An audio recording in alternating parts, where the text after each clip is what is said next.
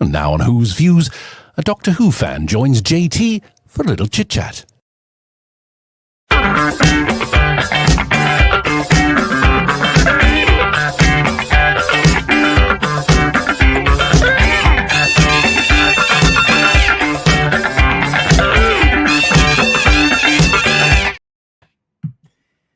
Hello everyone, here we are again at Who's Views, and it's another chit chat for you.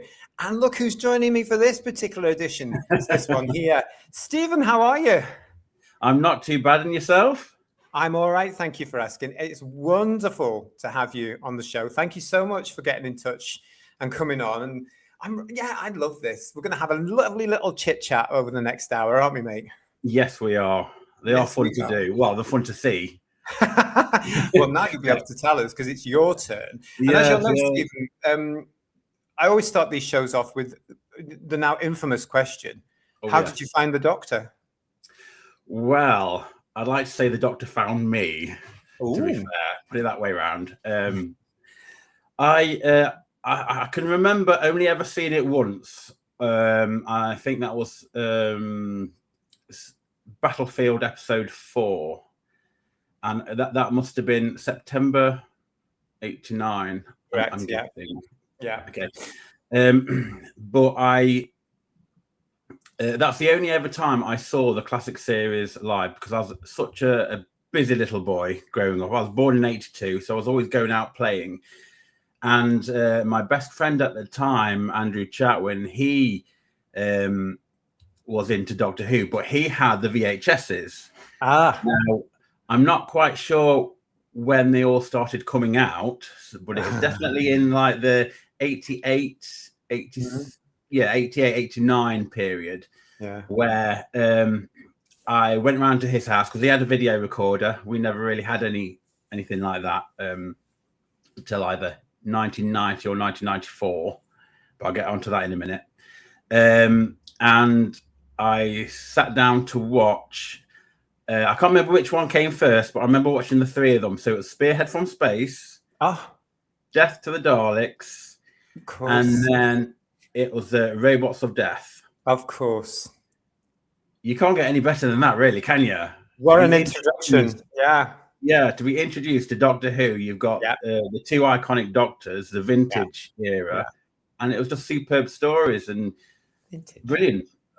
Well, I just made me feel old. I always think of classic as 1 and 2, and then vintage is 3 and 4, and then like the 80s Doctors. Fair enough. I do it like that, so I break them down like that, because like the John and Tom era, it's very nice and warm and cozy, because you've got the John and the Unit era, and then you've got the Tom sort of like trailing into that and stuff. So that's how I was. The Doctor was introduced to me via the VHS. Bless those VHSs, Stephen. The VHS range actually started in 1983, but it became regular through the budgets a couple of years later, really. And it was exciting for Doctor Who fans because we were able to go down to Woolies and buy them for $9.99. You know, so God bless.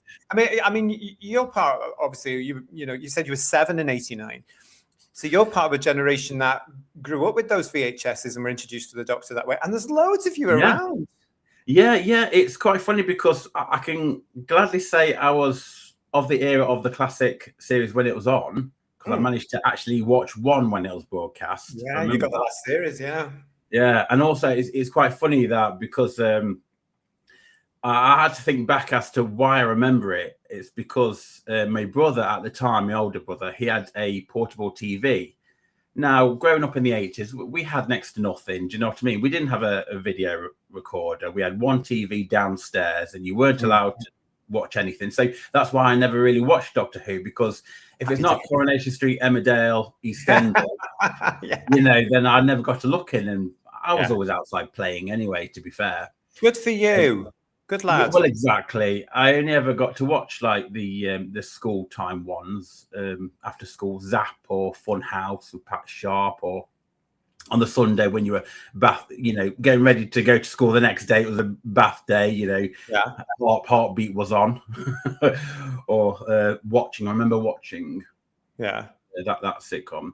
But yeah, or Gladiators on a Saturday. But other than that, you know, I never really watched Doctor Who unless I was at my mates watching the VHSs.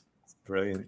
And I can remember because my brother had his little portable TV in the bedroom that we all had to share. I can just remember watching. It was episode 4 of Battlefield when the Brigadier was on the tarpaulin or on the grass outside. That's the only episode I do remember well. Although I do remember watching it, but it coincides with Red Dwarf Series 3. Yeah, because that would have been 89. Because I'm sure 88 was Series 1 and 2. I'm pretty sure. Yeah, so that's how I remember the date there. So I enjoyed those videos, and then I think it was Pyramids of Mars I got to see as well. So that was my 4th one, and it wasn't until now I can't remember if it was 1990 or 1994 when we got our first video recorder, because I can remember my dad wanting to buy one, and we went all the way down to Dixon's, if you remember. Yeah. By the video player, just so we could record James Bond's Octopussy. That doesn't sound weird at all. Okay, was that your dad wanted to? That was my dad. That was dad. Yeah. That was the very first James Bond I ever saw, and probably the last. But yeah, it must have been around that time, because when we did have the video player, I then managed to borrow from my best mate the Daleks, the cassettes. Death to the Daleks. Yes, not Death to the Daleks. Sorry, it was William Hartnell's The Daleks. Oh, the Daleks. The Dead Planet and then the Expedition, the 2 cassettes together. Yeah. So I don't know when that was released, whether that was 1990 or. I can't remember. It's too long ago. Yeah. But I mean, it was a good era. But I can just I remember vividly how scary Spearhead from Space was. I mean, as a 6, 7, 8-year-old watching that at my mate's house. So he lived on a little cul-de-sac down there. I lived sort of like on another close, but between us there was a bit of a forest field sort of thing with trees and street lighting. And if that wasn't scary enough, having to run at 7 o'clock at night in the dark with just like the street lights, shimmering through the leaves and the wind and stuff, after having watched the Autons. But there was an electric generator thing buzzing, those things that the black triangle and yellow writing, do not go in there, otherwise you die. One of those little shed things. Yeah, so those kind of things humming away is very much evocative, like the Autons, the sounds they make when they're moving. So it was so scary, because I'd be like walking thinking, I mean, I'm not scared of the Daleks, but the Autons, because they were quite chilling. As soon as I'd get to the generator, the electric thing, it's like my heart was racing. I was getting sweaty. I can remember it now, just working, getting so worked up in my tiny little head that I was being chased. So I had to run then straight from the moment I got past that generator thing all the way straight home to my front door, and I couldn't look behind me. I was like, bang, bang, bang on the front door. Let me in, and then look around just in case there was an Auton. I mean, there wasn't. There was probably an Avon lady collecting, but was it? Well, this is it. You never know. Yeah, funny little Avon. These are brilliant. This is great. This is what 1989 into the 90s we're talking about, and you having the same experience of Doctor Who. That we all got beforehand, watching them live as they were broadcast. That's exactly. Magical. Yeah, and also you'd have had like many more of those instances, because you would have been watching them back to back for so many weeks of the year. Do you know what I mean? 26 weeks a year, yeah. Yeah, and I only had those 3 videos, so Do you think this is what attracted you to Doctor Who, though? The fact that it gave you this sensation of fear? Yes. Yes, and not only that, I've got to say, it's the fact that John Pertwee as well, Mm. and Tom Baker, but mostly John Pertwee. I'd have to say he's my doctor. Oh, But I think it's just his voice. It's very captivating. It's very warmth and fatherly or grandfatherly. You know you're going to be safe, and also he's quite funny, and Tom Baker as well to that extent. But yeah, those were like that whole period, because if you think about it, we had the first well, not cancellation, but when it was like nothingness, the whole wilderness era. Yeah. That was actually, for me, after discovering these things, it was like the best part, because not only had you just discovered it, you've got a back catalogue, so much of it, shall we say, to actually view, and then once you discovered the whole list as to what was available, what wasn't, what's going to be released on video, it become quite exciting, really. So that was great, really. I can imagine, actually. I mean, you're absolutely right. The whole thing. I was slightly older than you in the wilderness years, and it was a great thing. I know what you mean, because there was 26 years bookended, 63 to 89. That was it. You had a complete journey there. You had a complete catalogue of Doctor Who. It wasn't going anywhere else at that particular point. We all hoped and we wished, Stephen, obviously. But deep down, I think we all knew it's not coming back anytime soon. So you had that block of work, really, and the videos. You won't remember this, but at the beginning they were quite sporadic. You got 2, maybe 3 a year, and then it got to a point in the middle of the run where they became monthly. Did you stay with the videos at that point as you were growing up, or did you drift away? What happened? I sort of drifted away. So because the whole family moved from Rugeley, where I was growing up, in 95 to 96. So I moved in, 94 to 95. So it was when we moved somewhere else, I was sort of like taken away from my best friend, take away from all that. And so it was around 95, 96, where there wasn't anything really Doctor Who related for me to watch or get hold, because I didn't have anything apart from this one video that I did get, whether it was 93, 94, I can't quite remember, but I got it for one Christmas or birthday, because my best mate had all these like Doctor Who DVD videos. I really wanted one, and when you used to open the VHS out and you had all the titles in there, what excited me was this really gold looking Dalek and the other Daleks on it. I thought, John Pertwee, it's Day of the Daleks. Yes, I want that, please. I thought, that'd be lovely. My very own Doctor Who video. So I put it on and I was bored. I was absolutely bored. I thought, oh, come on. What, really? You have these people running around in these, what do you call them? Combats, These Ogrons, and all the people talking, Edwardian House.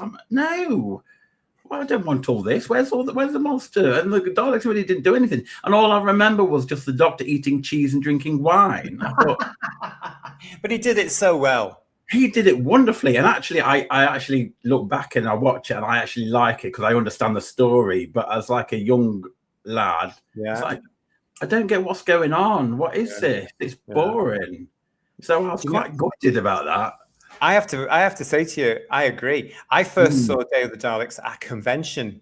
Gosh, it must have been the late 80s. It must have been the late 80s, early 90s. And I'm a teenager at that point, so I must have been anywhere between 18 and 20. Yeah. And even at that particular age, I was like, this is really slow. This is really boring. But like you, I've come to love it. I can appreciate it now. It's because I understand the story. Yeah. And actually, the special edition has done it a little bit more justice, to be fair. Right. But I do generally like the original as well. Have you still got your video, your VHS? I thought I did. I just couldn't find it. I've been looking for it, and I know I went a bit. I won't say I went mad, but I sold a lot of stuff, my VHSs, because I was going on to DVDs. This was like early 2000s, but I think 2009, I got wind that they were going to release everything as classic box sets on Blu-ray. That's right. Yes, that's where it all started. The rumors came along. Yeah. But it was like 8 years later on they did it. Yeah. By then I was selling everything because I thought I don't want to collect all these. I'll wait till later. But I would have thought that I would have kept my Day of the very first one. Yeah, your first one. My first magazines.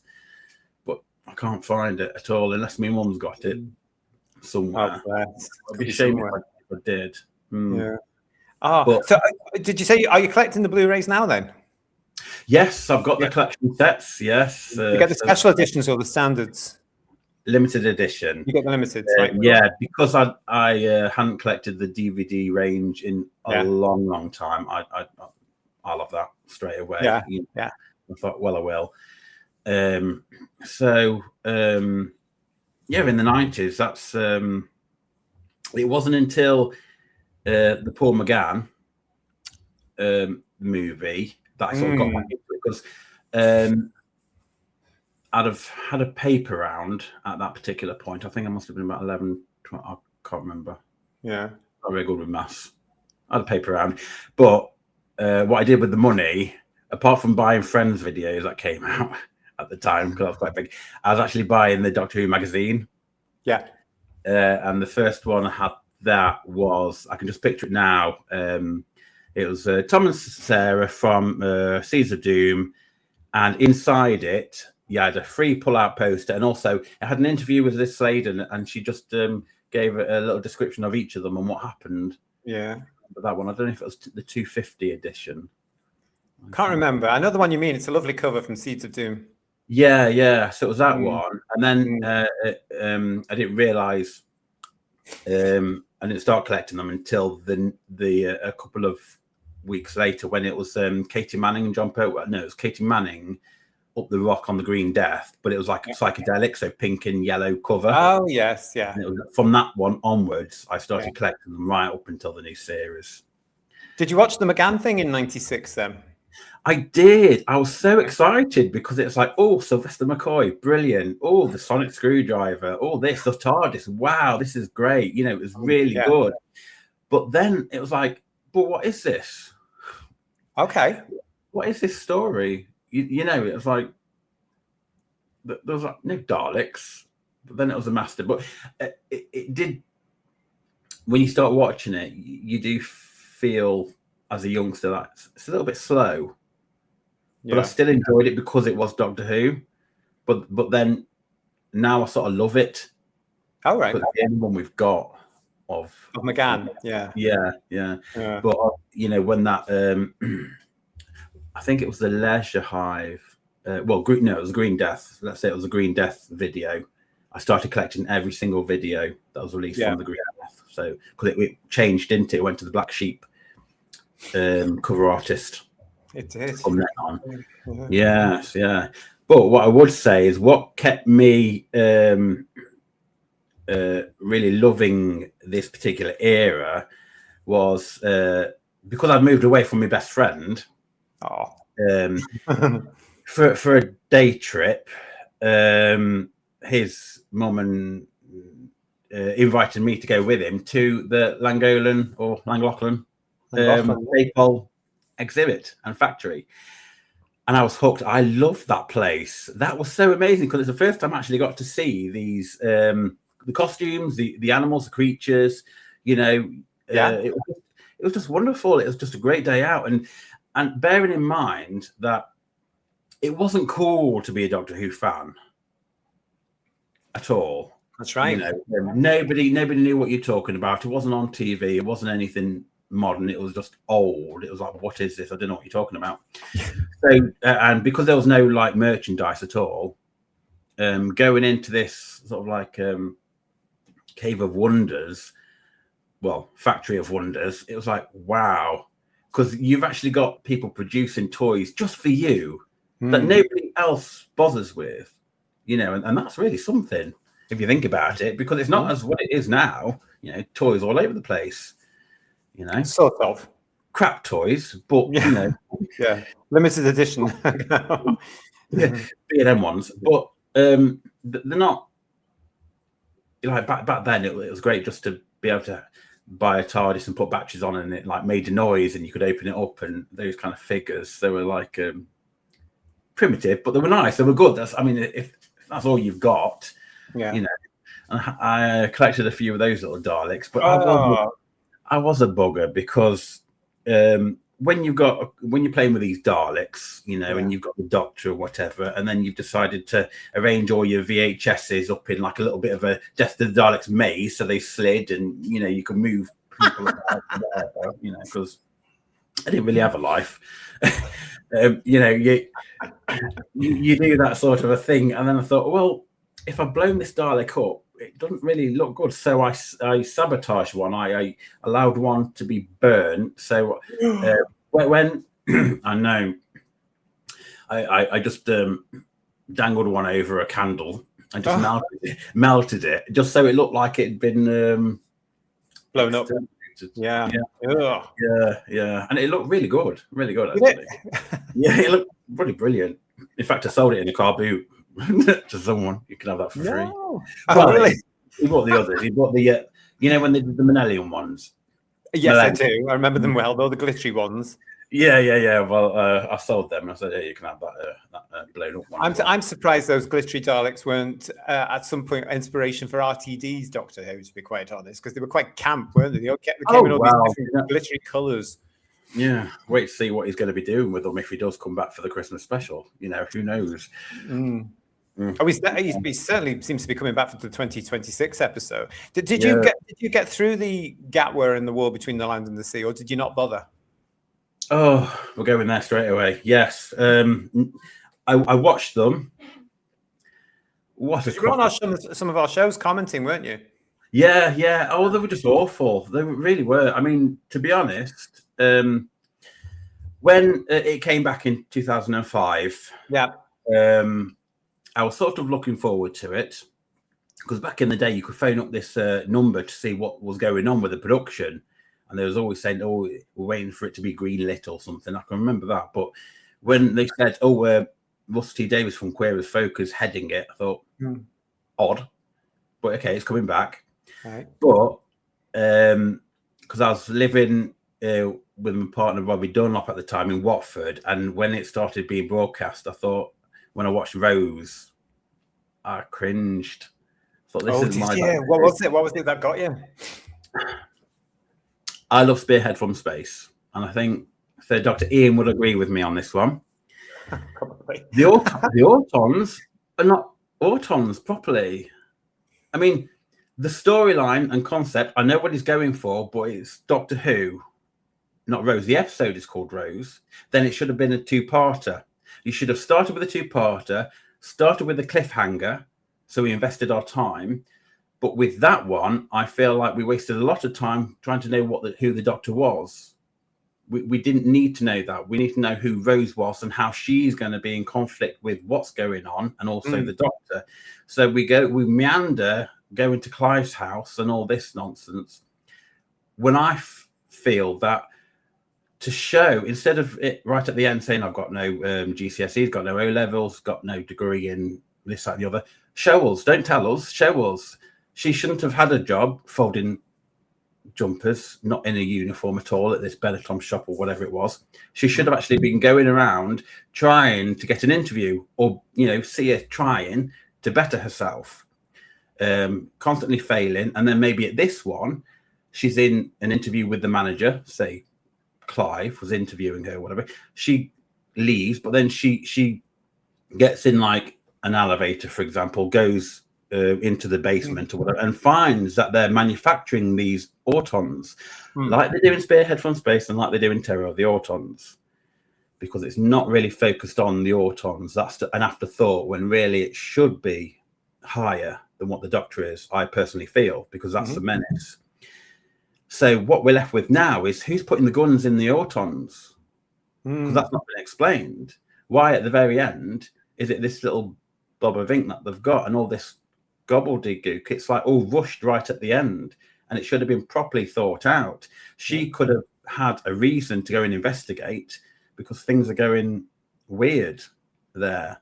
And then she meets the doctor, and then she wants to know, well, is he involved? Is he doing this? Do you know what I mean? I think there should have been more at play there, more stakes than just made for laughs. And why Ricky is who he is and has the ability to afford a Volkswagen Beetle, I don't know. Why on earth do the bins burp? So who's manufacturing the burp? How does it? I know it says something about the radio, what's it? But even Spearhead from Space had class and method in the madness and a scientific explanation, not just throwaway lines. And it was just no, I can't watch it. It's just awful. I get it's about Rose. I get what he was trying to do. Yeah, but the ordering should have been Rose, Autons, and then the Doctor, not who is the Doctor first, because we'll discover who the Doctor is. We know who the Doctor is throughout the series. Yeah, it should be the Menace, the Autons. Should have been. No, I know exactly what you mean and what you're saying. I really do, and I tend to agree, because this is where back in 2005, I'm watching this thing, and I'm realizing that he's trying to explain Doctor Who to a possible new audience, which is fine. They had to do that at that particular point. But I was also very wary of the fact, this is a soap opera. And I know I get a lot of flack for this, Stephen, because I've always said, as you'll know, I can't stand soap opera elements in Doctor Who. I just don't like it. I don't want to know. But it was coming in here. Yeah. And do you not think, from what you've just said there, that template has never really changed over 21 years? No, I'd have been absolutely bored by it. Yeah. To be honest. Now, the great thing about the Cartmel years was we got a little bit more information about Ace and her backstory, which is great. That's what you want out of a character, a bit like you did with several others along the way. Not too much, but something unique for them. But what we don't want is EastEnders in space. That's not what we want, and that's exactly what we're being, having to put up with for 21 years now, Stephen. It's I know it's frightening. It's ridiculous, isn't it? It's just between RTD, Moffat, and Chibnall, and now RTD again. No, I'm with you. I just think it's just been, not one of them has really tried. They didn't try to break away from that Rose template, because it was as though they were, I don't know what you think about this, but I've always thought they were a little bit wary of how will the public take this. And yet the public wants escapism more now than ever before, I think. Exactly, because in all the soaps, you get tragedy after tragedy constantly. Soaps aren't what they want. A lot of people I know are now watching reruns of old shows because they want to be entertained. They don't want to be patronised. Because they're on the telly all the time, aren't they? I've noticed this. They call it classic Coronation Street, classic EastEnders, classic Brookside. I hate that word classic, to be quite honest. I hate it. But the best. Because it's... I can't stand a lot of new comedies as well, because are there any? Well, they produce a lot of things under that banner. But for me, because I want to write comedy, I want to be part of that. I'm more old school. I think people want to be entertained. People want warmth in their comedy. They want to feel safe. They want to sort of like switch off, but they do want to feel, the old school comedies of like Dinner Ladies, well, anything by Victoria Wood, The Royal Family, or Hello Alone. All those really well scripted shows. We're not getting them anymore. We're just getting cold sitcoms where it's supposed to be real. No. Ab Fab was never real. It was an enhancement of these characters. It's taken something. Life. Hyacinth's Bouquet, we all know someone like that, but she's gone to the extreme, and all these great characters are basically the comedy monsters, where they constantly fail. They always try to achieve. Now, everyone just seems to be writing just cold lull comedies, really. So I think the whole thing needs to shake up again and to go back to being old school. I mean, that's probably why we've got a load of people not watching TV anymore. Totally. Because they're bored of it. Do I really want to be patronised and bored? I want to be entertained, so I'll just go do something else entirely. No. Although coming back to the Doctor Who thing, now when David Tennant got in, I grew to like Chris, but then when I knew that he was leaving, I thought, oh, for heaven's sake, you should have just kept Paul McGann. Just got Paul McGann in, you know. I think I was more concerned about the Doctor wasting a life. Well, you're a proper fan, because I know that a lot of fans, including myself, were as well. You just think, oh, there's a waste of regeneration. But this this reboot version have done that constantly. You know, they just don't respect the concept of regeneration at all. No, that's it, and also the fact that it's the death of a Doctor. Yeah, you know, and the rebirth of a new one, and the fact that they just keep, you know, spitting gold stuff out. Oh, it's not right. It's just not right at all. To be honest, it really aggravates me that, because I just, instead of being entertained, I do so many eye rolls now that I'm surprised my face isn't skinny. Do you know what I mean? It's that, oh, here we go again. You know, and it's never going to be good. But then I didn't really know David Tennant, but he aggravated me, and I couldn't really like him because he just kept talking non-stop, chitter-chatter. He knew everything. In my day, I say my day, in my VHS day, my Doctor didn't know everything. He discovered, and then he learned, and he knew, and then he found a way to defeat the baddie. That Doctor just walked around as if he knew everything straight away, because he had to in 45 minutes. And he just became big-headed, so I didn't like him. Then Matt Smith came along. I thought, finally, and because he sort of represented, I like to see him as like the Pat Troughton sort of a Doctor, like with the Jamie and the Zoe, with Rory and Amy. You know, he sort of had that sort of a mirrored era, really. And I quite liked him because whilst he was new and young, he didn't aggravate me, and he and I don't know, it was just quite. It was all right, but I think when it went into Capaldi, I didn't sort of follow it as much, because I think whilst Moffat's episodes are quite good, they're very heavy on tying to everything and anything a bit. You know, when sometimes you just want to switch off and have a good ride, you're not going to get that. Yeah, you know, it's very heavy going, so that taxed me a little. Although I did quite like the ending of Capaldi's with Bill, because I thought that was quite good. The going into the role of being the lecturer, right? I thought that was quite good. And I know you'd hate this. Okay, I'll prepare myself. Prepare yourself.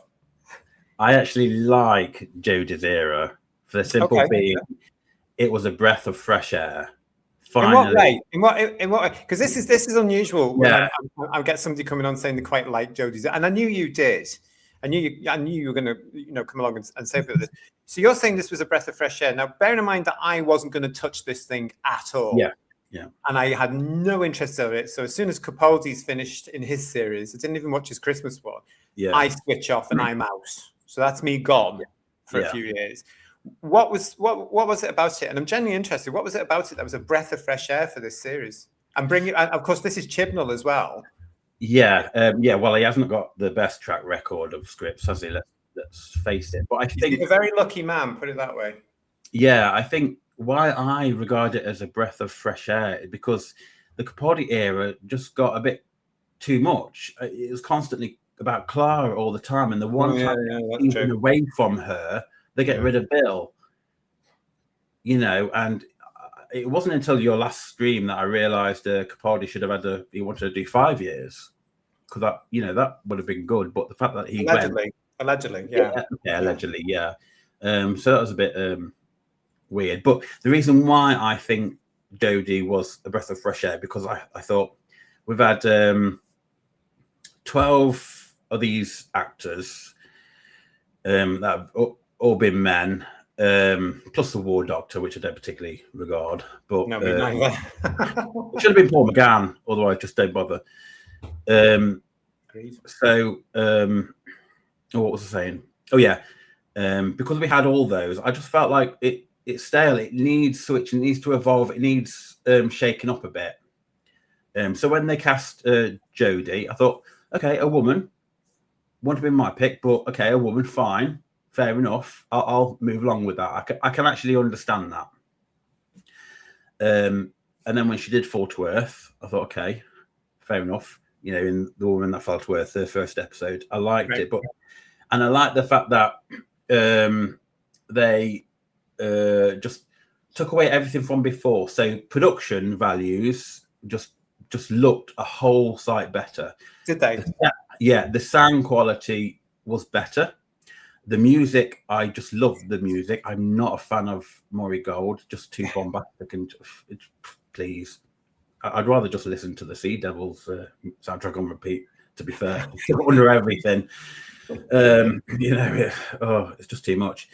And the camera work, the special effects just seem to have been better. The title sequence and the actual logo. And this is the only time the logo didn't offend me. You know. Oh, really? Yeah, because the way it like zoomed along, it just looked great. You know, the logo you have on your collection box sets, you know, it just looked great. Yeah, and I don't like it. when did the H and the O for, you know, it looked like the symbol of the female, and that I like the iconography for that and stuff.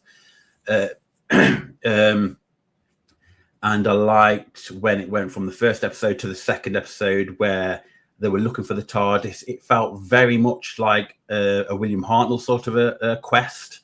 Oh. Then, you know, when because they haven't really done one of them before where they've got to actually go and find the TARDIS because it's been moved, you know. So that was good. But I think on the whole, series 11, you didn't have any repeating monsters. It wasn't referring to the past. It was a complete cut-off. Yeah, good. And it was fun. I liked the fact that she had a different energy. And where I can understand why some people cut off at Capaldi and don't see her as a doctor, for me, I do, because it's the first time I've seen a doctor really get excited about everything and anything, really. Oh, she has to go and investigate. What is this? And her sense of humor is sort of my sense of humor as well. So I kind of, I get that of being like a bit, let's try this and it'll blow up in her face. Oh, shouldn't have done that. You know, it's, I know people refer to her as probably trying to be David Tennant, but I just don't see it at all. Right. Really. So having her be funny and getting to know people, trying to get this family back, it's very opposing Capaldi, because he was like the person who knew everything, was teaching Bill stuff and students because he knew everybody. This regeneration felt fresh because she's the opposite of that. Everything's new to her now, not just like the world around her, but her own body and how she justifies, gets around all that. So that's quite interesting. And there were some good concepts in a lot of the scripts. Right. However, I think a lot of the scripts are flawed, unfortunately. But I can say that about Rose. Well, any of the new stuff, to be fair. Okay. Did you stay with the Chibnall and Whitaker era for the whole 2.5 seasons? Yes. I think the weirdest one for me was in series 11, when it's takes your breath away, or it takes you away or something. I thought, I quite like this. This is a really good mystery. And then it turns out to be a frog. Oh, the frog one. Right. Yeah. Yes. I thought, what the hell is this? I thought, yeah. Come on. It's, you know, I was already seething from the spider one and the man giving birth. That, right. The forgettable them ones are, but there's like Demons of the Punjab was brilliant. Rosa was sort of, it started off well, but then it went a bit weird. Well, stupid. The Witchfinder General one, that's fun, that's good. I like that. So there's an awful lot of them. But when it came to the one with the frog, it's like, oh, for God's sake. But it wasn't until afterwards where I thought, it's a very Douglas Adams thing, having something at the very end be something completely weird and different. And I was just, and I sort of like, see it's something different. Like, why could it not be a frog then? You know, at the end of that. Yeah. But I didn't properly get really excited about it until it was like Spyfall and finding out who the master was, Well, you've not watched it, so you know this is all going over your head. But yeah, we'll do. But carry on, it's fine. At It's the time, it was really exciting. It's like, oh, what's going on next and what's happening? You know, and yes, there were some really bad ones. Orphan 55. Now, this is one I'll know about. A lot of people talk about Orphan 55. You know, it's been mentioned on several of our shows. I never want to hear the word Benny again, to be honest. It's just awful. But yeah, it's one you could literally just delete, just never have in the archive at all. But I do actually quite like Praxeus, and that's another one. That's one written by Pete McTeague, however you want to say it. Yeah. But then it only falls down for me at the very end because it is preachy. But other than that, I quite like the camera work. I like the fact that they're in different locations, and actually for the whole duration of it, because they filmed in, I think it was South Africa, it just made everything a little bit more better and fresher and something different than constantly being stuck in like a London estate or something. Yeah, it just broke it up. And even in the Flux era, there was some brilliant episodes there when they brought back the Weeping Angels and the Sontarans, or some really good bits. So on a whole, I enjoy her era more than any of the new ones. Interesting. It's more rewatchable. I can put it on. I don't have to concentrate and think, you know, but it's more exciting. And I think for me personally, I know the companions are a bit underwritten or a bit cack-handed and a bit whatever, but I compare it to Peter Davison. I never really liked Peter Davison, and he had a crowded TARDIS. His stories for me were a bit boring, and it was very and I did, you know, when you talk about the Doctor has to have charisma and whatever, I get that with the first 4 of the Doctors. Yeah. The rest, it's like, well, I like Peter Davison, I really do, but I don't see him having charisma, unlike the other 4 that preceded him. Yeah. He's got his own style and his own delivery. And for me, Jodie, she has her own style. You know, she how she looks, like she had her costume, which was very much a silhouette, just like Peter Davison did. She had a crowded TARDIS, just like Peter Davison did. She was a bit all over the place, but well, like Davison was a bit wishy-washy himself a lot of the times. You know, he was very not necessarily insecure, but he wasn't necessarily commanding. It was only like later on in season 21 where he got a little bit more into it.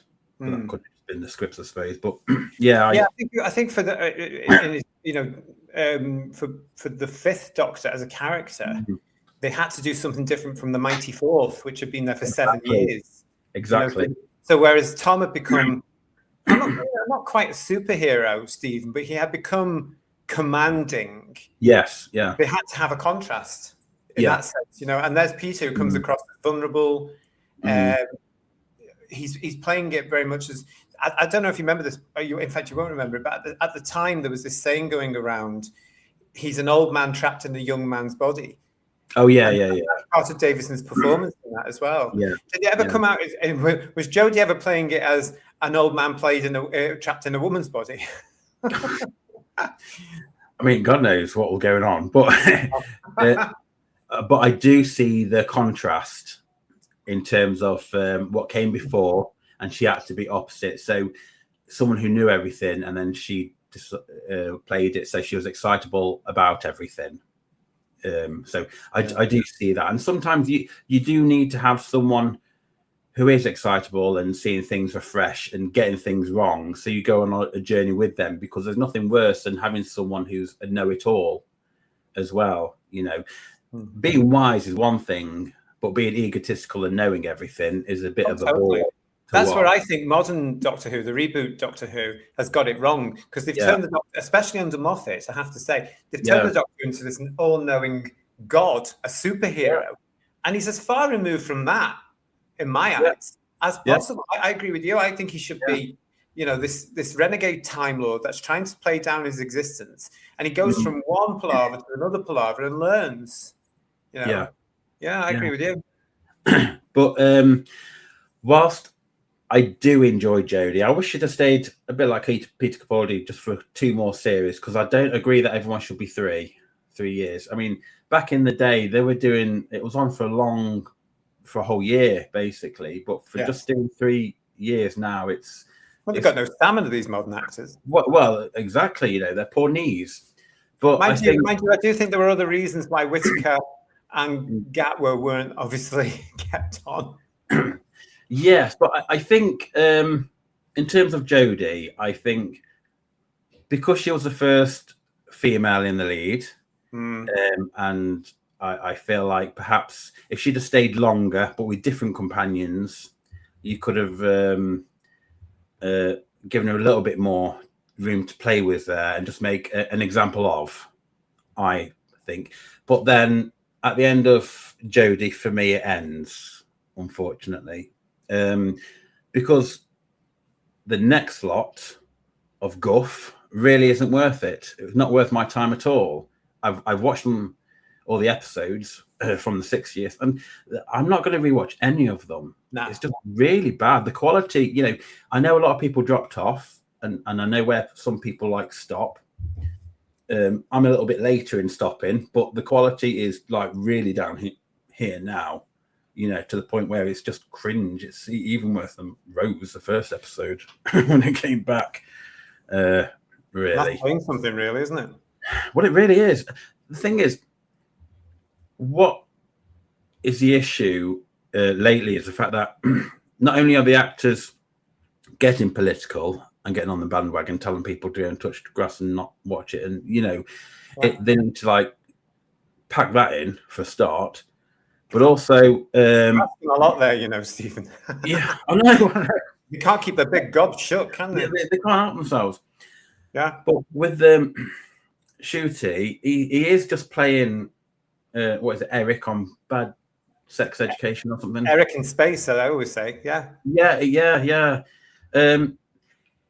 He'd have made a far better companion if we'd have just had a normal doctor. And whilst I will say, 2 things can be true at the same time, even though they're different. So whilst I do accept Jodie and I like her as Jodie, and I do like Jodie Whitaker, and I don't hold anything horrible against her. I think she's funny. I don't think she was right for the Doctor as well. I like her as a Doctor, but I don't. I grew up with Xena. Okay. Oh, Warrior Princess. Yeah. She was a spin-off from Hercules. I didn't like Hercules. That was the main show. Yeah. What was wrong with introducing Romana and having a spin-off of Romana going through space as a time lady? Do you know what I mean? I see Jodie as being probably the third Romana. She would have suited that had Capaldi have stayed a couple of years or whatever. You know what I mean? They could have done something like that. Then you're not really upsetting or splitting the fans. You're giving options instead of saying, no, we're not doing that now. We're changing it, and you will like it. Absolutely. Why can't you do more? If Star Trek can have all these spin-offs and all these shows going on, why does Doctor Who only have to have one? You could have. To be fair, right now I just love a Paul McGann spin-off. If anything, let's just go back there and just go back to classic 2 episodes, half an hour or something a week or something. I suppose they'd have to think logistically about shooting something, because if it's weekly, they need to make sure that they actually get it all in the canon and the special effects and stuff. But I'm pretty sure they could do something, even if it's Earth-based for a bit. Well, production-wise, it's no different to how they would do it now. It's just they have to look at the fact that this episode, instead of being 45 minutes to an hour, is 30.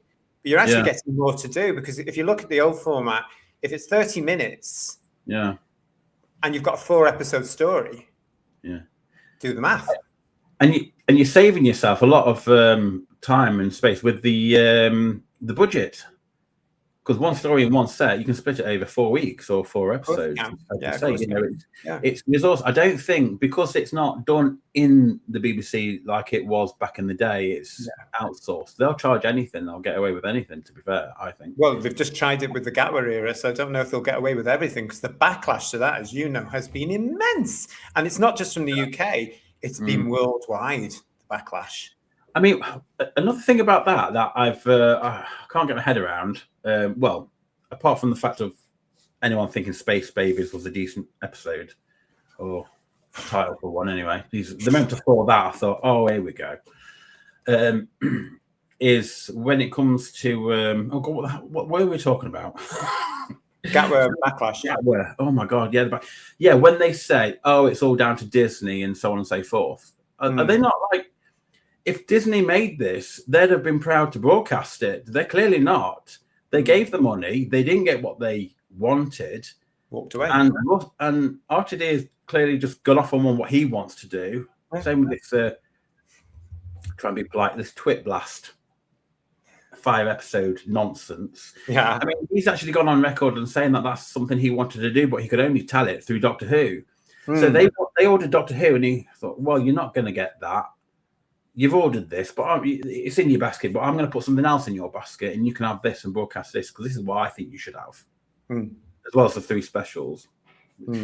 It's the mindset of that guy, and no one questioning him, and he thinks he shouldn't be questioned.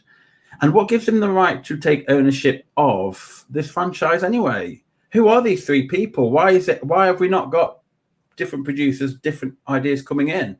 I mean, I'll give Chibnall his credit. At least he tried to be fresh and bring in a lot of new writers as well. I mean, I think Stephen Moffat did as well. But with this new era, all the money, Disney money coming in, and Russell's like, hold the door, I'll open my wallet, I'll write all the episodes, so I get all the credit and all the pennies, because that's what it seems like to me. Certainly for that first season, it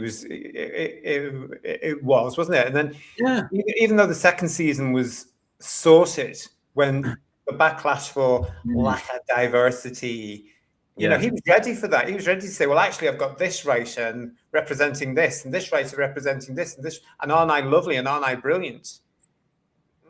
No. I mean, there's loads of writers out there that can write sci-fi, and a lot of them are potentially diverse as well. I mean, I don't know them, but if they've written TV or sci-fi, then allow them the chance to write for it. Don't just be like closed off and then say, oh, I know that person, or I've worked with that one, or that I like that one because he's done like one stage play. You know, that's not how it should be, really. You know, build up your credit, yeah, fine, but you've still got to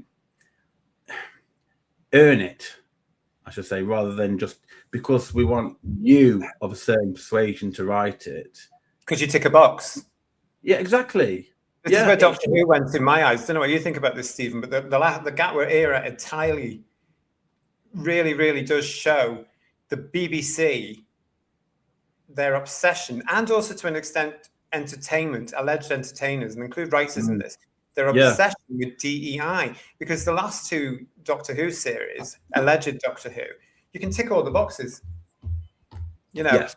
And I think the only heterosexual white male that was involved with Doctor Who was Pete McTeague, however you want to say it, as a writer.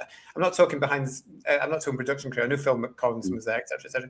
But you know, they only hired sort of. But it seems a bit off for me somehow. As you say, there's lots of people out there that can write science fiction, but we might not be getting to meet them simply because they're white or they're heterosexual. I think, isn't Pete McTeague homosexual? I think he is. I think, yeah. Because everyone just seems to be of that. And it shouldn't matter, should it, Steve? No, because the thing is, I'm a writer and I try and enter a lot of competitions and a lot of other things like that. But you always get the same thing coming back. We're looking for this particular box ticking person or that one. And I'm like, why are you separating these people? If I go to see The Sound of Music and see the Von Trapps at Leicestershire Curve, one of them, of that family, is black. Yeah, and they shouldn't be. That makes sense. Yeah. So if you have colourblind casting. You should have colourblind casting with the writers. You know, my work should hold up on a particular subject or whatever it is against anybody who's a writer, because they're not there because they're black or white or gay or anything. They're there because they're a writer. End of. We're writers. But that's not happening right now, is it? No, it's I sort of like I can't see the way out of this. No. Because half the time, if you want to get in, you've got to be like them, and I just can't, because it's a lie. Well, it's also the fact that I get frustrated that I see it all the time from the alleged entertainment industry, which is poisonous these days, as far as I'm concerned. Yeah.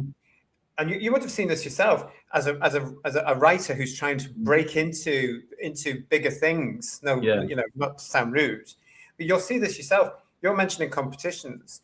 I see things for competitions. I also see opportunities, especially from the BBC. Yes. And then there's this bit saying it's only for this group of people. Yeah. And mostly women or black people. Or black women. Yeah. And white people are discriminated against, and they call it positive discrimination. How the hell, Stephen, can it be positive to discriminate? It's just lost on me. And I mean, I work with a load of heterosexual white men as well, you know, and I think it just, lucky me, but it just doesn't matter of anything. But the amount of people that want to achieve and do stuff and they're getting overlooked. You know, you could be competent, you could be great, but you've got to let meritocracy work here, work in its favor. And sometimes you have to think, well, why is there so many male writers of sci-fi? Maybe because that's what they're interested in. They're not necessarily interested in romance novels, you know. Or maybe exactly. Maybe if you had a new series of Jane Austen, you know, who's going to be the dominant writer there? I can only assume it's going to be a woman. You know, well, sometimes you know, sometimes you've got to just go with what sort of like is the norm. It's more obvious, isn't it? I mean, yeah, you can have male writers writing romance and so on and so forth, but you know, if you've got the majority of people of a certain persuasion writing that or interested in that, then you shouldn't degrade them in any way just because they like that. It's just how it is, you know. Personally, I don't think it should matter at all. I think if you can write. No. And you've proved you can write. I mean, this is why, you know, another brilliant thing about the original proper Doctor Who from 63 to 89, they would get submissions constantly coming into their office. Yeah.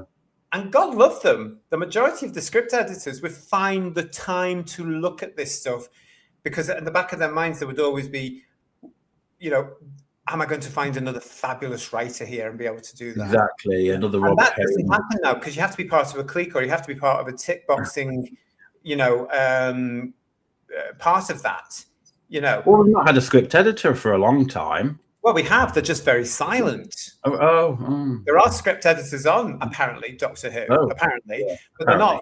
They're not going to be like Kevin Sticks or Andrew Cartmel or Eric Sayward, Chris H. Bidney or anybody before. They're not going to be like that.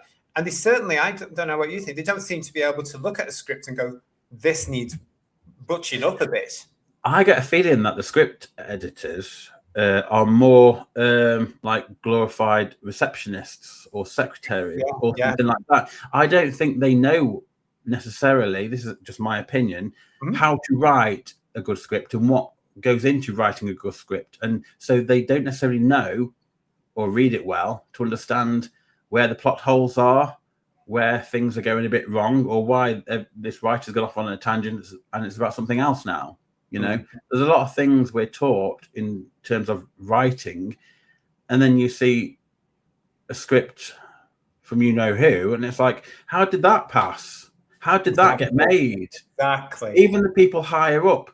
If Bad Wolf can run a business and people are getting that, you know, having them make things, why are they not even thinking, this script's a bit dodgy, this isn't a good script? You know, because you know who can't put a foot wrong, can he?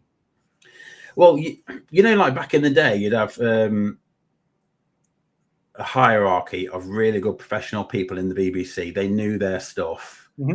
You know, now they've got dismantled the BBC. Yeah, anything will go. Yes, it's true.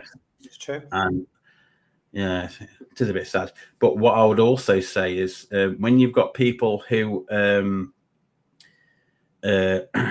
on about their DEI or get outraged about certain things, you can't say this anymore, you can't say that, and so on and so forth.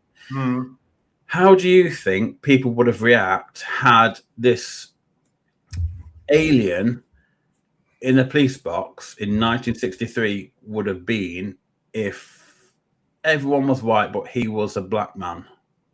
Yeah. First Doctor was black. Would people now be saying, well, that's wrong, we should cancel it, the whole series, because he, you know, we're seeing this black man as an alien? Right. You know, because sometimes that's how the mindset is. Sometimes you wanting to sort of like cancel what's a lot of things that's gone before. The thing is with that example, though, had that had happened, and it wouldn't have done because Britain was totally different then. We weren't as multi-ethnic as we are today. You know, we weren't. You know, we were and still are predominantly white British. And I know the radical left don't like me saying things like that, but it's bloody true. I grew up in the 70s. You know, I remember it vividly. You know, but they would probably now love that. Actually, in hindsight, where we are now with these people, they would probably have, in your example, have loved that because they are trying to rewrite history. If you think about it, we've got writers, Stephen, around now shoehorning in people that weren't in the country into British history. Well, exactly. We've actually had that in Doctor Who as well, mate. Yeah, a lot of it. Yeah. You know, London was always like this. It bloody wasn't. It wasn't. Yeah, and that sort of disheartens me in a way because I do like watching period things, but when they're going to like fake reality for that particular period, then I've got no love for it. I can't really get to grips with it, and also it doesn't do a particular community any favors because then you're thinking, well, in reality, what's the issue if they've been accepted before? And I think what I was going on about with, say, like if it was like a black First Doctor, would be more of you never know where they're going to be offended next. Yeah, you know, would they celebrate it or would they look back and say, oh well, you clearly saw someone who's black as an alien? You know, you don't know what you're up against sometimes, you know, with whatever you're writing. Because they've always got mixed messages. Yeah, exactly. Yeah. There's no consistency with the blow in the wind. Yeah.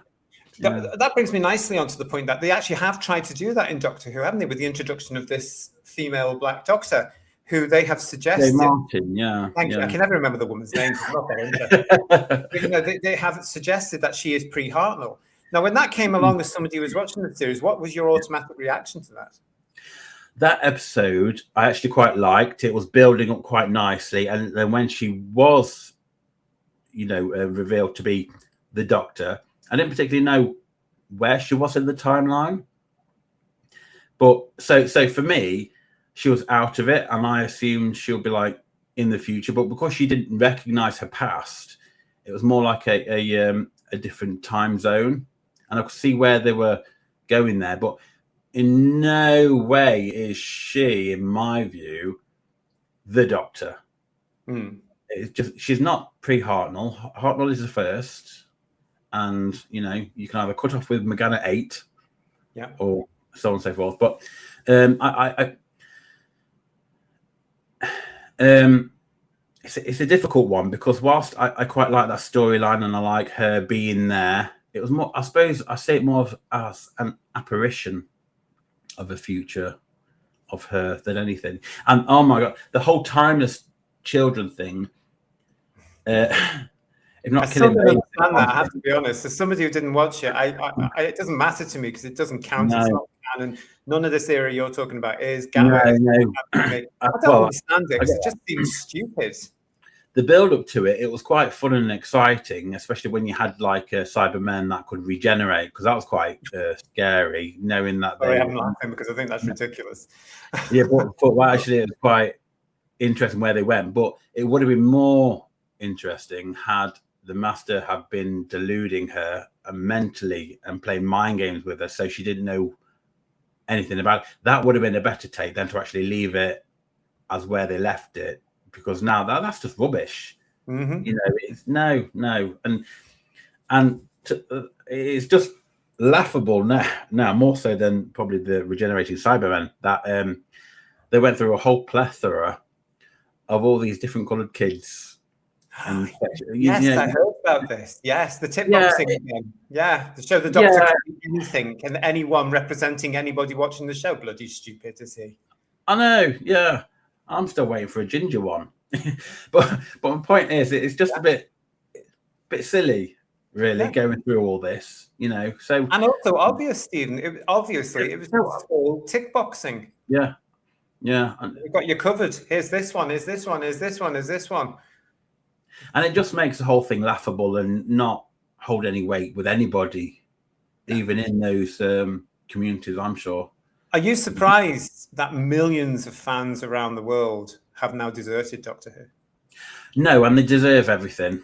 Well, they deserve nothing, to be fair. They deserve no viewers, simply because they've just messed around with it far too much, and they've just taken it.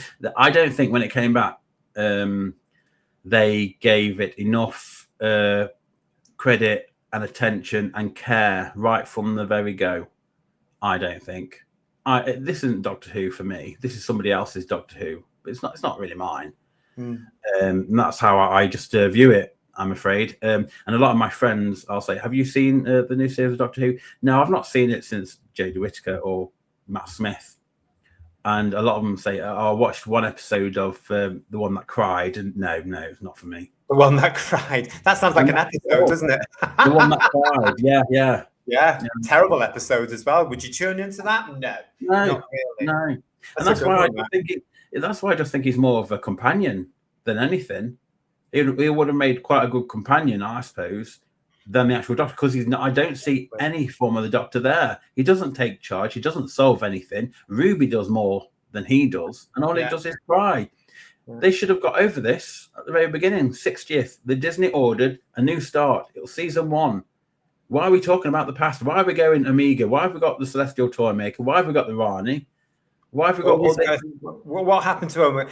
Who cares? This is where a bad writer comes in, isn't it? And as a writer, there, you can appreciate this, I'm sure.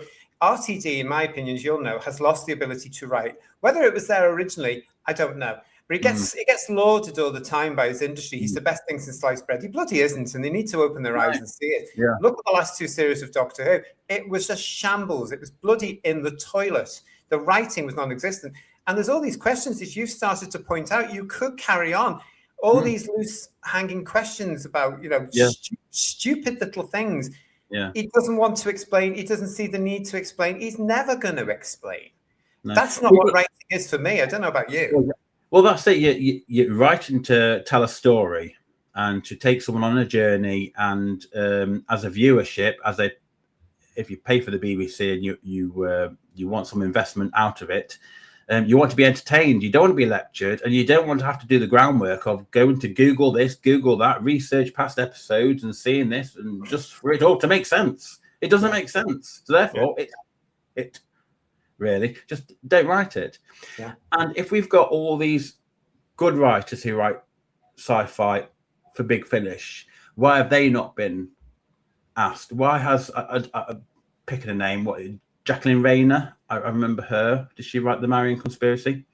She did, yeah. That's a long time ago. Well, I've only really... Trevor Baxendale, he's one of my personal favourites. Yeah, there's so many there. Why have they never been... Andy Lane. ...put forward? Exactly. Rob Sherman, why not him? Why wasn't he brought back? There's a story there. The thing is, if you're a producer, if I was a producer... I would invite them all back because they know how to write Doctor Who. Yeah. I wouldn't want to, as a showrunner, I would not want to write everything.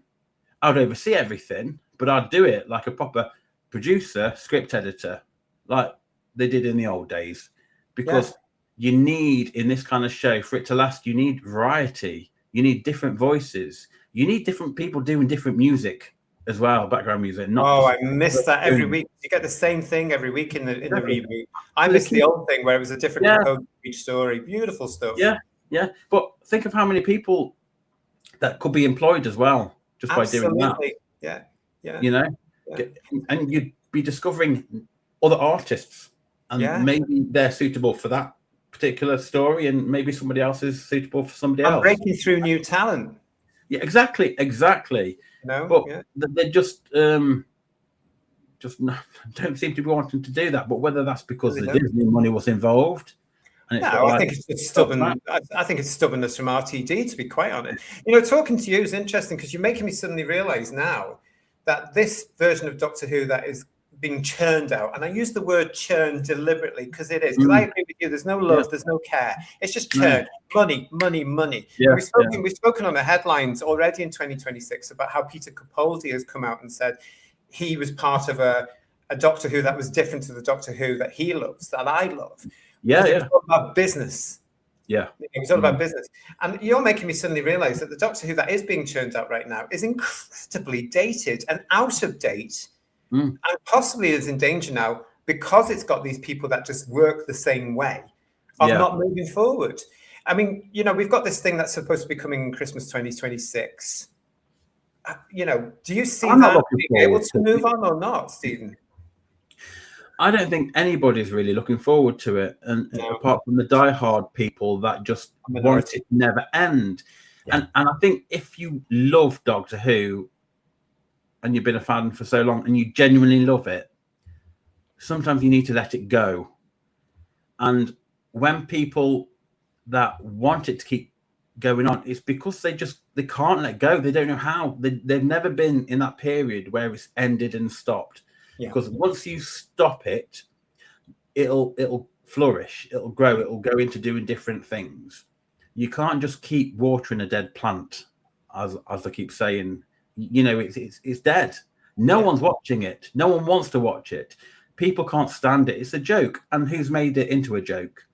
All these showrunners that have just feathered their own nest, pocketed everything and made it all about them and how they see. If you take on Doctor Who, you really need to love it, but be a few steps away from it to allow other people in to add their own little bit into it. You're not going to allow it to be any better. If you're just going to hold on to it tightly, you're just going to kill it off. And they have done. They've suffocated it, in my view.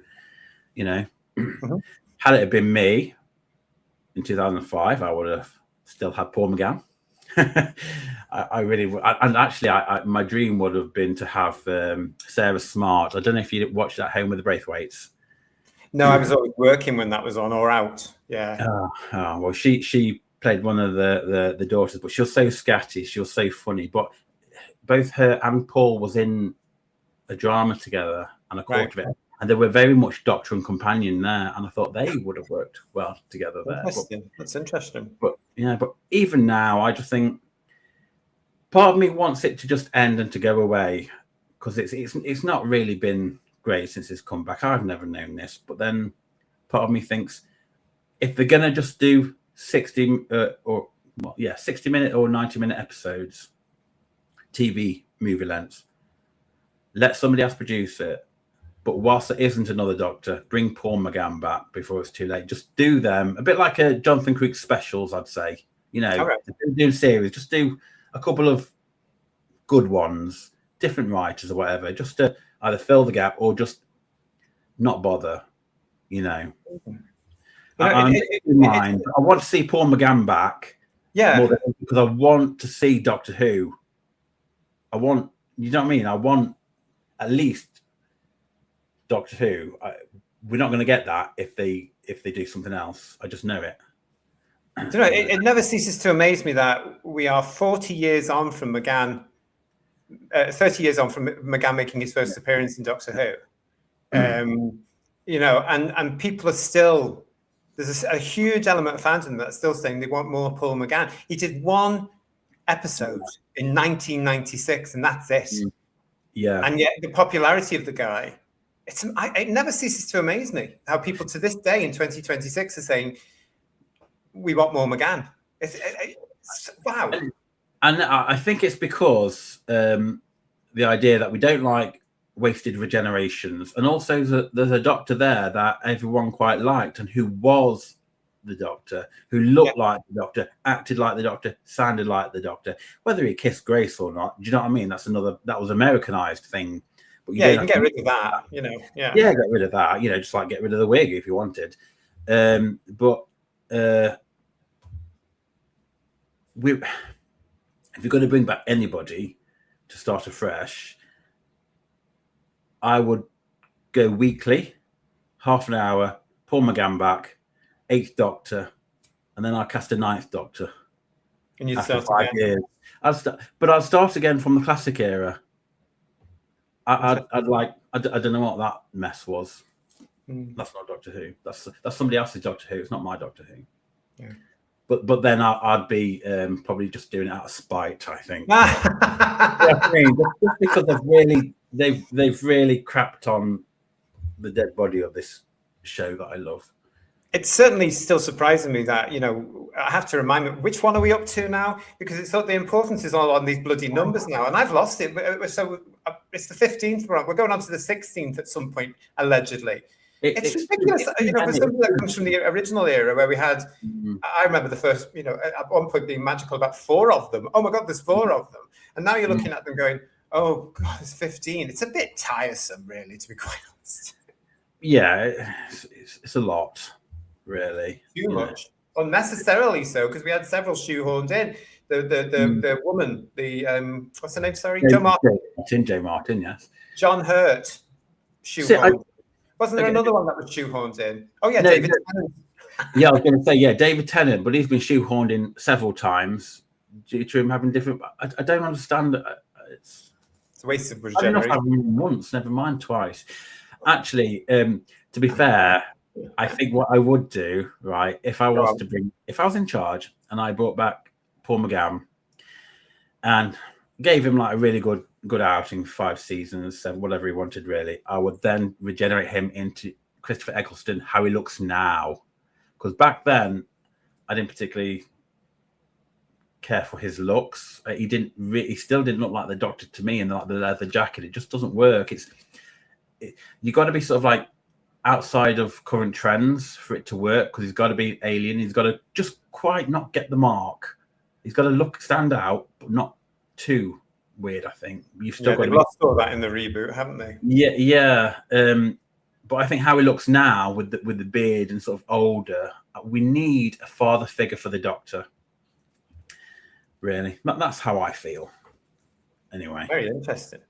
Listen, Stephen, we've come to the end of our time here on Chit Chat. That went quick, didn't it? Going on and on. No, it's absolutely fine. Well, again, we'll have to bring you back at some point and continue. Again, Series 3 for the Christmas special. Exactly. Listen, I've really enjoyed talking to you. Thank you so much for getting in touch and coming on the show. And thank you for all your support as well on the show. I really appreciate it, and for supporting us and coming in and being part of our shows with all your chats and helping to drive our conversation. I really, really appreciate your support. So thank you so much. No, that's okay. I love them and I watch them, but I don't always get to watch them live because I'm either at work or whatever. So I watch them on catch up. And I remember when I first started messaging in, it's because I hadn't realised that I'd rewound it and I was replying. Because you were live. So then when I was watching it back, I was like, oh no, you just replied. No, it's all out of sync now. Like, oh no, I didn't mean it like that. No. It's all fun, isn't it? It's all fun. Definitely, we'll do another one. We'll catch up with you and see where it's gone. And listen, good luck with all the writing and everything. Thank you very much. Thank you. And please make sure you do keep in touch. Great to chat to you. Listen, if you want to come on Chit Chat and be part of the show, you can. You can get in touch with us via the email address, whosviews1@gmail.com. Don't be worried about it. It's you, me, and a cup of tea. That's what it's all about. So come and join me and come and tell me about your thoughts, just like this one here did. So again, Stephen, thank you so much. Great to see you. Thank you, you too. Great show. Please give us a thumb up for this show. If you're new to the show, please subscribe to the channel. We'd love that. If you have already subscribed, please make sure you are still subscribed to the channel. Share this, why don't you? And recommend us to a friend. Absolutely brilliant. From Stephen and me, and until we see you next time on Whose Views, ta-ra. Thank you very much. Bye.